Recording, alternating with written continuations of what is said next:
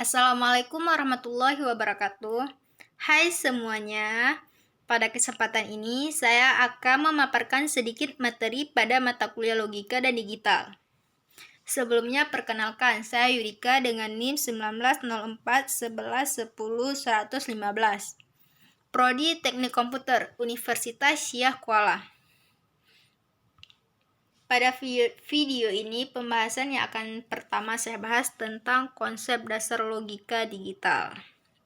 Pada konsep dasar logika digital terdapat definisi analog dan digital. Apa itu analog dan digital? Analog adalah sistem pengolahan sinyal yang datanya diolah secara kontinu atau secara bertahap. Contoh, udara, jarak, waktu tekanan, suara, dan lain-lain. Sedangkan digital merupakan penggambaran dari suatu keadaan bilangan yang terdiri dari angka 0 dan 1 atau off dan on. Contoh komputer memori, komputer sistem, DVD, dan lain-lain. Selanjutnya sistem bilangan. Terdapat 4 sistem bilangan. Yang pertama sistem bilangan desimal dengan menggunakan 10 digit angka dari 0 sampai dengan 9. Sistem bilangan desimal ini dapat dikonversikan ke dalam bilangan biner. Terdapat banyak cara untuk melakukan konversi. Sistem bilangan desimal biasanya digunakan atau diterapkan pada pengolahan IP dalam jaringan komputer. Yang kedua, sistem bilangan biner. Sistem bilangan biner ini hanya menggunakan 2 digit angka, yaitu 0 dan 1. Dalam komputer secara perangkat keras, komputer hanya mengenal bilangan secara biner, karena data digital hanya terdiri dari 0 dan 1, high atau low. Contoh pada penerapan komputer adalah kalkulator digital. Yang ketiga, sistem bilangan heksadesimal, merupakan sistem bilangan dengan menggunakan 16 digit angka, 0 sampai dengan 9, dan selanjutnya A sampai dengan F. 0, 1, 2, 3, 4, 5, 6, 7, 8, 9. 11 itu A, 12 itu B, 13 itu C, 14 itu D, 15 itu E, dan 16 itu F. Sistem bilangan heksadesimal digunakan sebagai cara yang mudah untuk menulis penomoran dari sistem biner ke heksadesimal. Selain itu juga digunakan untuk hanya digunakan pada IP address versi 6 atau pengelamatan. Yang keempat, sistem bilangan oktal. Sistem bilangan yang berbasis 8 dimulai dari 0 sampai dengan 7. Sistem bilangan oktal berasal dari sistem bilangan biner yang dikelompokkan tiap 3 bit dari yang paling kanan LSB atau least significant bit. Selanjutnya, operasi aritmatika biner. Operasi aritmatika bilangan biner adalah beberapa operasi perhitungan yang terjadi dalam bilangan biner. Terdapat 4 operasi aritmatika dasar, yaitu yang pertama penjumlahan, yang kedua pengurangan, yang ketiga perkalian, yang keempat pembagian. Selanjutnya masuk ke pembahasan gerbang logika. Apa itu gerbang logika? Gerbang logika adalah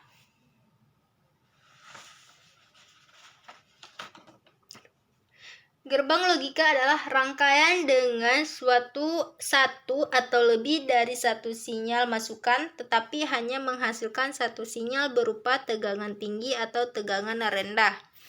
Ada 3 gerbang logika dasar, yaitu gerbang AND, gerbang logika NOT, gerbang logika OR. Yang pertama gerbang AND. Gerbang AND hanya membutuhkan 2 atau lebih output untuk menghasilkan output.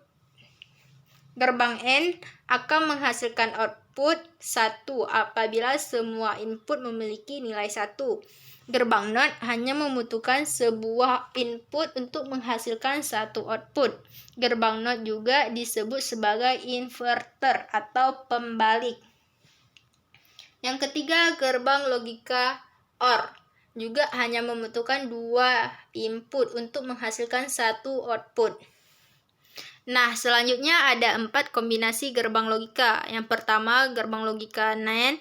Yang kedua, gerbang logika NOR. Yang ketiga, gerbang logika XOR. Yang keempat, gerbang logika XNOR. Gerbang NAND merupakan kombinasi dari gerbang AND dan gerbang NOT yang menghasilkan kebalikan dari output gerbang AND. Gerbang AND akan menghasilkan output 0 apabila semua input pada logika 1. Dan jika terdapat sebuah input yang bernilai 0, maka akan menghasilkan keluaran logika.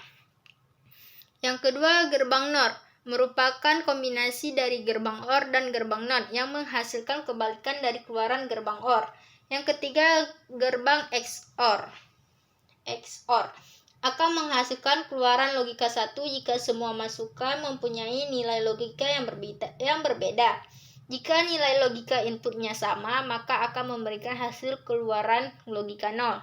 Yang terakhir, gerbang XNOR akan menghasilkan keluaran logika 1 jika semua masukan bernilai logika yang sama, dan akan menghasilkan keluaran logika 0 jika semua masukannya bernilai logika yang berbeda.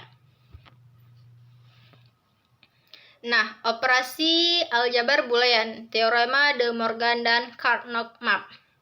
Apa itu aljabar boolean? Nah, aljabar boolean dalam bahasa Inggris disebut dengan Boolean algebra. Adalah matematika yang digunakan untuk menganalisis dari menyederhanakan gerbang logika pada rangkaian-rangkaian digital elektronika. Boolean pada dasarnya merupakan tipe data yang hanya terdiri dari dua nilai, yaitu true dan false, atau tinggi dan rendah, yang biasa dilambangkan dengan angka 1 dan 0 pada gerbang logika ataupun bahasa pemrograman komputer. Aljabar boolean ini pertama kali diperkenalkan oleh seorang matematikawan yang berasal dari Inggris pada tahun 1854. Nama boolean itu sendiri diambil dari nama penemunya, yaitu George Boole. Nah, hukum. Pada aljabar boolean juga terdapat hukumnya. Hukum dasar aljabar boolean itu ada 3. Yang pertama, hukum komunikatif. Yang kedua, hukum asosiatif. Dan yang ketiga, hukum distributif. Nah, pada aljabar boolean juga ada 12 aturan. 12 aturan dasar aljabar boolean. Ini bermanfaat untuk melakukan manipulasi dan penyederhanaan ekspresi boolean. Selanjutnya, teorema De Morgan. Teorema De Morgan yang pertama, komplement dari 2 atau lebih variabel N ekuivalen dengan OR dari variabel komplement per individu. Sedangkan teorema De Morgan yang kedua, kebalikannya. Kebalikan dari teorema De Morgan yang pertama. Carnot-Mappe. Carnot-Mappe atau Key-Mappe adalah suatu teknik penyederhanaan fungsi logika dengan cara pemetaan. Key-Mappe terdiri dari kotak-kotak yang jumlahnya dari jumlah variabel dan fungsi logika atau jumlah inputan dari rangkaian logika yang sedang kita hitung. Ada beberapa metode penyederhanaan menggunakan Carnot-Mappe, yaitu yang pertama, metode pengelompokan, yang kedua, metode penghapusan pengelompokan berlebihan, yang ketiga, metode penggulungan, yang keempat, metode don't care condition. Sekian dari presentasi saya. Jika ada kesalahan, saya mohon maaf. Sekian. Wassalamualaikum warahmatullahi wabarakatuh. Terima kasih semua.